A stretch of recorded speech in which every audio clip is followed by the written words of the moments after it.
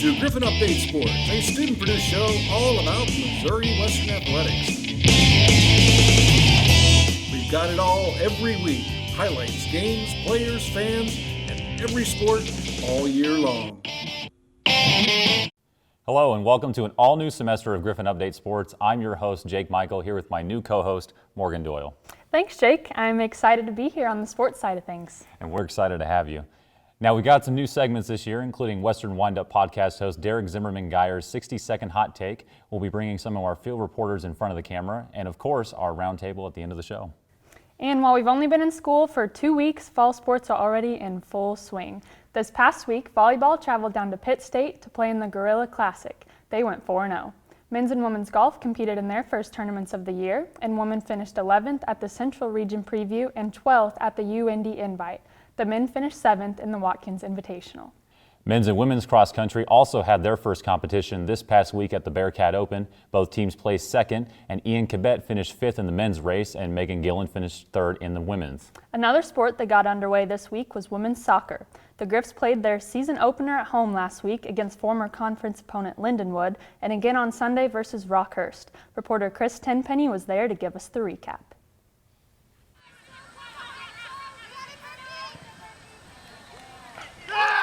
The opening weekend for Missouri Western soccer did not go as planned as they start the season 0-2 after losing both games in the Stony Creek Hotel Classic at Spratt Stadium.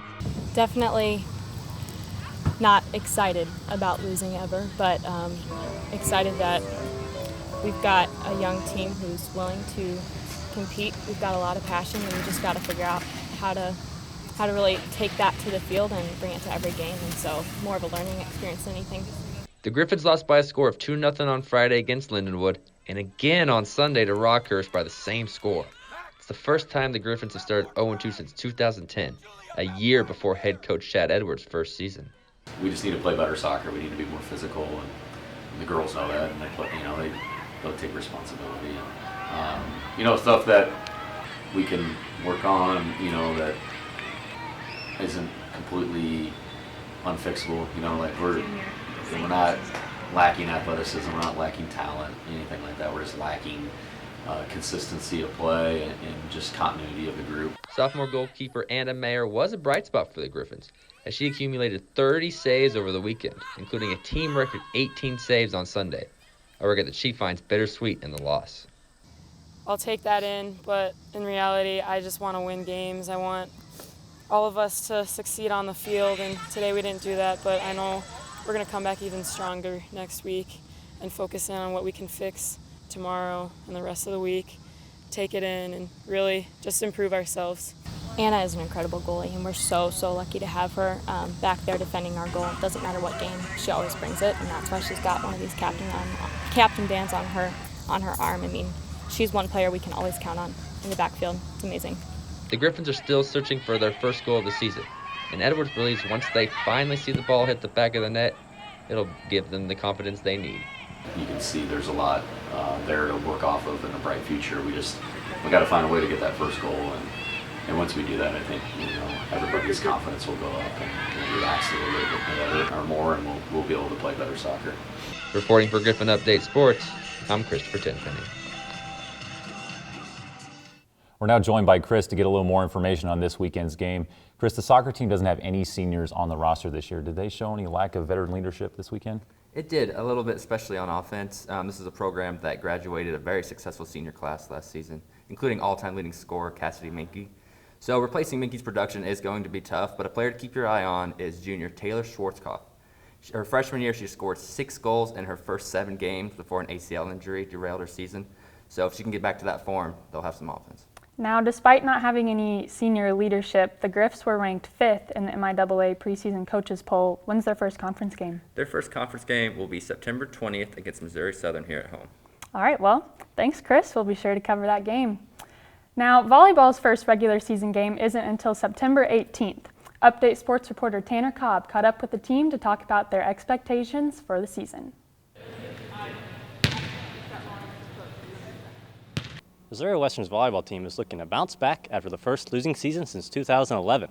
They finished 15-17 last season, and they lost 5 Griffins and brought 9 new ones in for this coming season.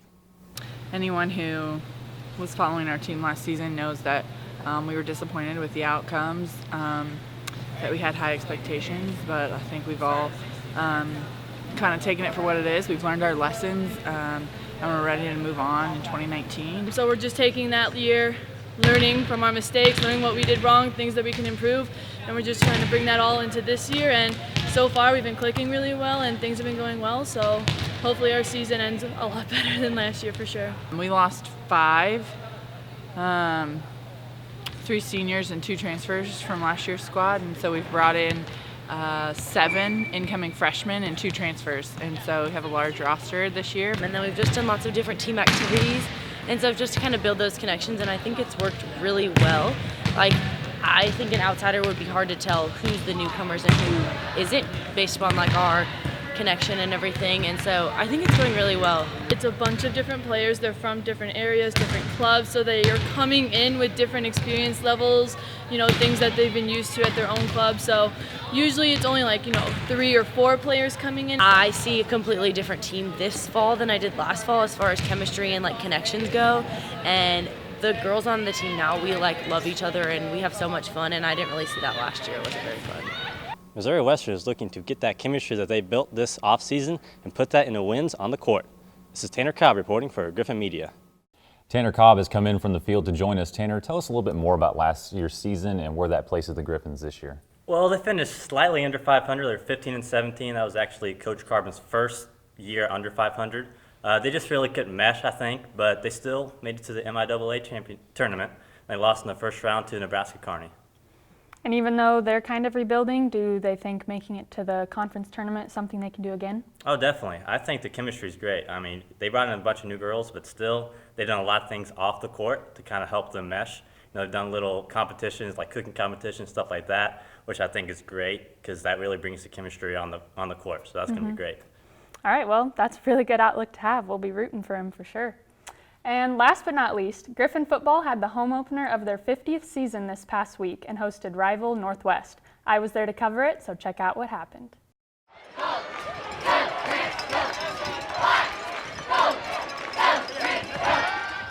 I'm out here at Spratt Stadium where the Griffons are about to take on their rivals Northwest Bearcats. It's the home opener of Missouri Western football's 50th season, and the atmosphere is already electric, but wouldn't expect anything less. Both teams came out with tons of energy, but Northwest would strike first by taking advantage of Missouri Western mistakes and making the score 28-7 Bearcats in just the middle of the second quarter. Defensive back Kobe Cummings talked about what he saw from this team. I think we had times where we did really well and then times where we kind of got lackadaisical. A couple of times we didn't set the edge very well and they got out on us a little bit, and then at the beginning we had a couple miscommunications at the defensive back spot. We can't have those things because then it gives them momentum, and a team like that, once they have momentum, it's hard to grab it back.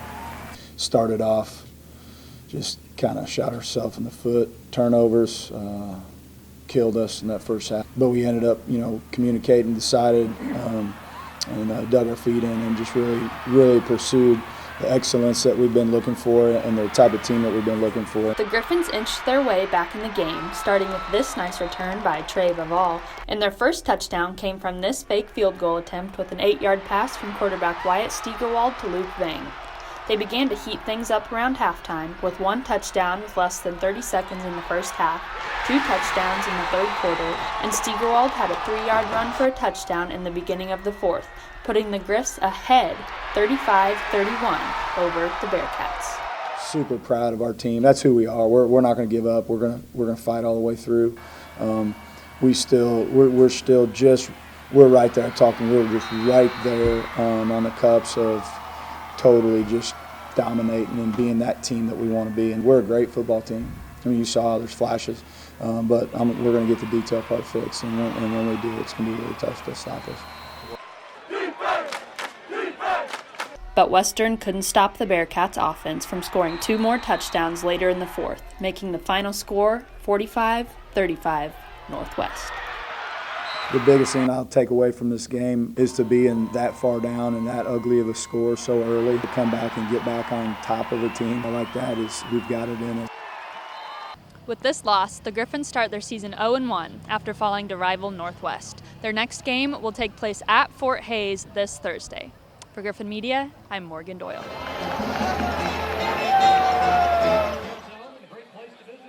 Fun fact, the Griffons hadn't lost a home opener since 2011. Yeah, well, it stinks that they had to break that streak to the Bearcats of all teams, but they did put up a good fight. They definitely did. I mean, you were there. You saw how crazy the atmosphere was. Oh, yeah. I mean, it was seriously on a whole nother level. Next, we'll hear from Griffon News copy editor / Western Windup podcast host Derek Zimmerman-Geyer in his new segment, 60-Second Hot Take. But don't go anywhere, because right after Derek's hot take, we'll take a quick public service break and then return with our roundtable to end the show. And you as viewers can leave comments under the video on our YouTube channel as to whether or not you agree with Derek's hot take. And make sure to tune into the Western Windup podcast every Tuesday to hear more from Derek on Griffon Sports. And now, without further ado, here's the Griffon News 60-Second Hot Take.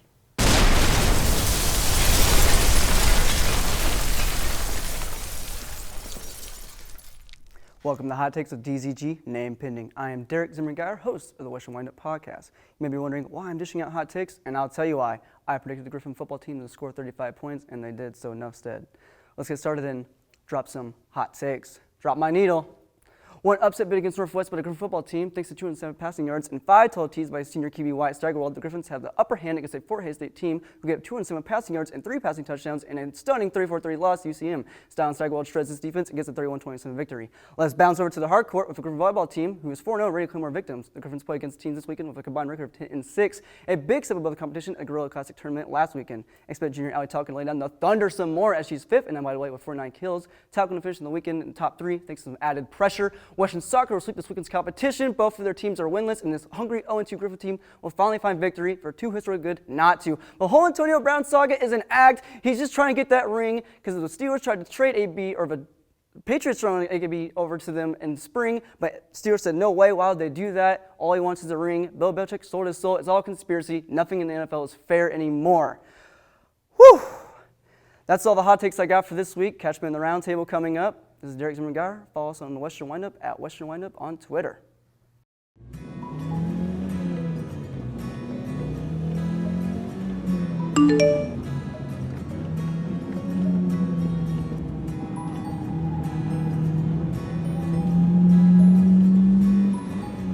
One out of every 4 car accidents are caused by texting and driving. Wait, what did you just say? You heard me. That's better. Keep your eyes on the road. Welcome back. Derek has joined our first Update Sports Roundtable to discuss this week's topic, Week 1 in the NFL. So, guys, pretty broad question here, but what did you see from Week 1? Any surprises? I saw a lot of big stat lines. I saw a lot of good, wide receiver performances, Marquise Brown, Sammy Watkins. There was a lot of good wide receiver performances.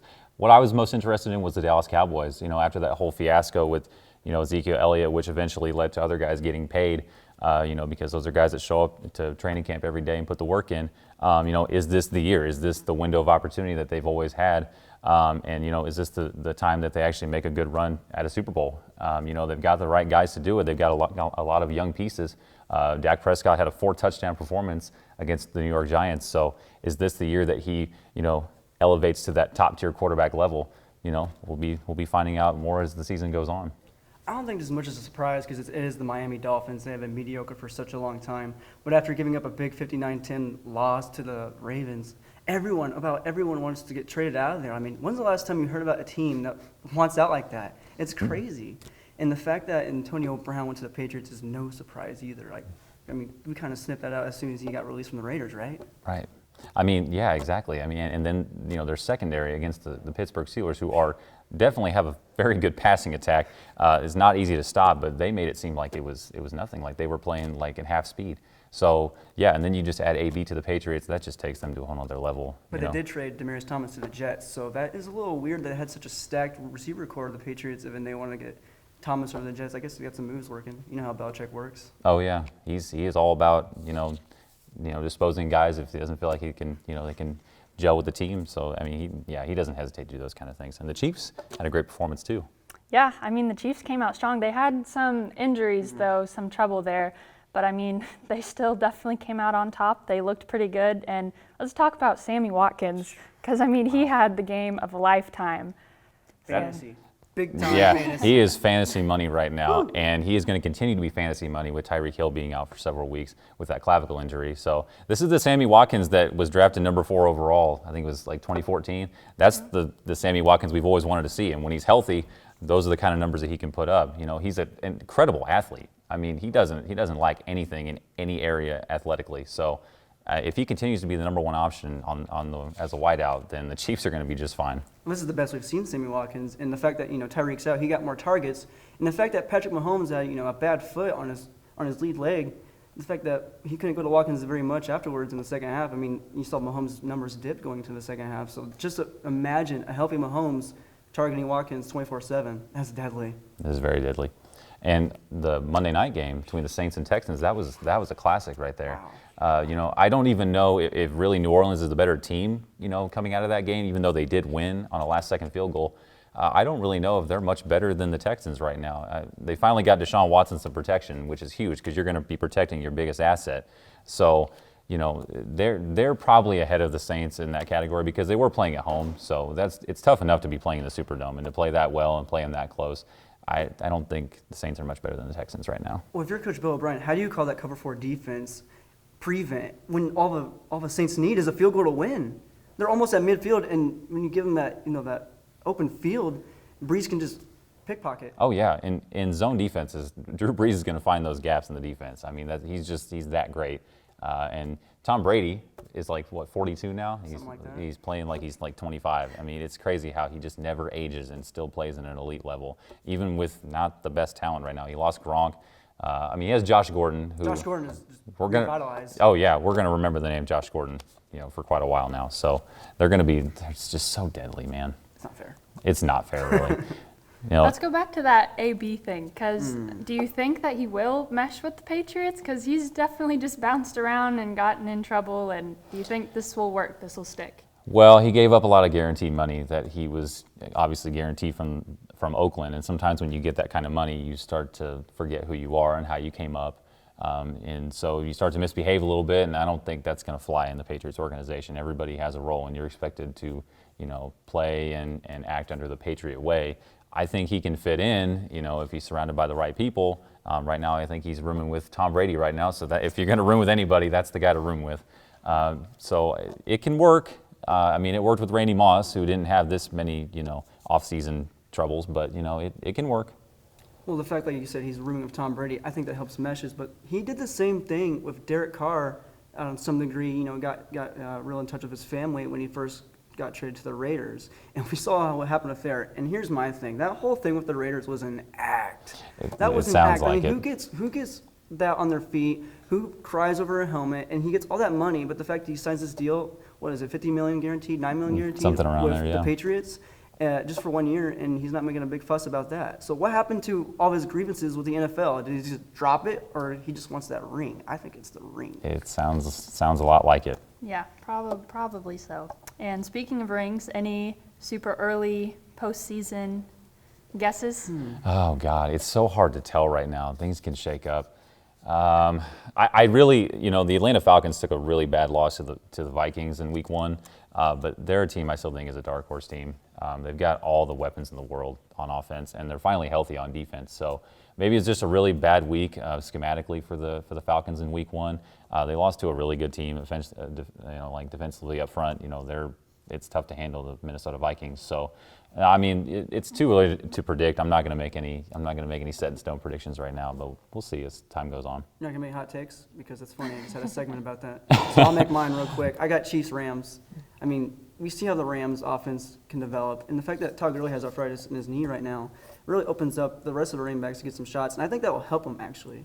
And Jared Goff just got a big deal, so I think he's going to play to his level. And the Chiefs will get back Tyreek Hill, what is it, at least in 4 weeks, something like that? Something like that. And so he has time to get healthy for the playoffs because the Chiefs are going to make the playoffs, knock on wood, but they are. They're the best offense in the whole league. And you got Patrick Mahomes leading a team like that. I got Chiefs Rams, and I'm just going to have to go with the Chiefs.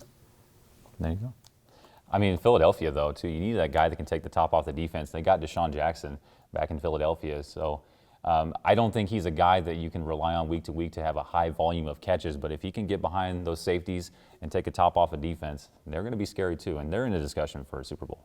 Their game looked a little shaky at first. They didn't look too great in the first half, but they came out in the second half, and I agree. They definitely look like they could get back up there. Yeah, definitely.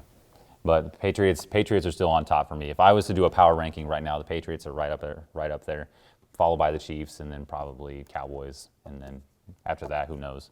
Things can shake up. It's 1 week, we can't overreact to anything. But the Patriots are up top for me. After 1 week, the way the Patriots go about their business, we know one thing. It's an atrocity that Antonio Brown is a Patriot.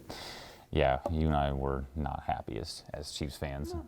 But, as objective analysts of the NFL, we understand it's a business. And, when you get to that age of like that 30-plus range and you're that talented, you get a little restless. And you're like, I kind of want to go ring chase.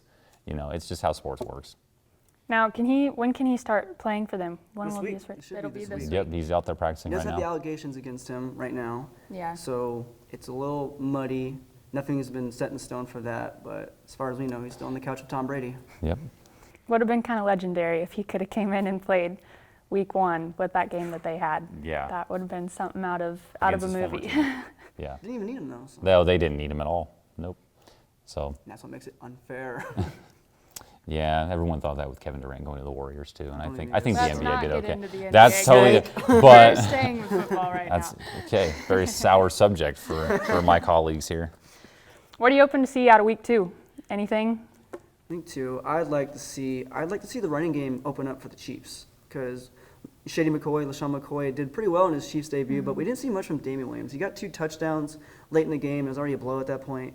But I'd really like to see them sit and stone their running game because we know they can pass the ball. And Travis Kelce told us they can pass the ball. But we need to see them open it up, the run game, because you get too one-dimensional, you're going to get figured out. Mm-hmm. Yeah, I'm looking for Jameis Winston to bounce back for the Buccaneers. This is a contract year for Jameis, so he's got to show out. Otherwise, he's probably not going to get that extension he's going to be wanting. So they play tonight against the Carolina Panthers, who defensively up front is top tier. They're probably one of the best in the NFL.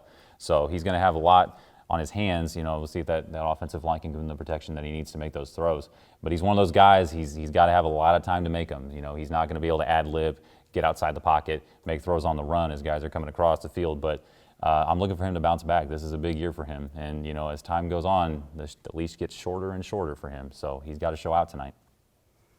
All right. Well, I don't, not really. I'm excited football is back. And Absolutely. I can't wait for the rest of the season, pretty much. Runs Thursday through Sunday. What else can you want? Exactly. That week plans are set in stone right there. We know our priorities for sure.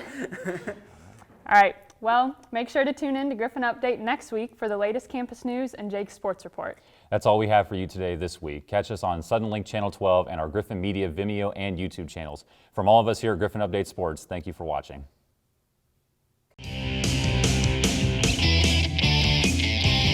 Welcome to Griffon Update Sports, a student-produced show all about Missouri Western athletics.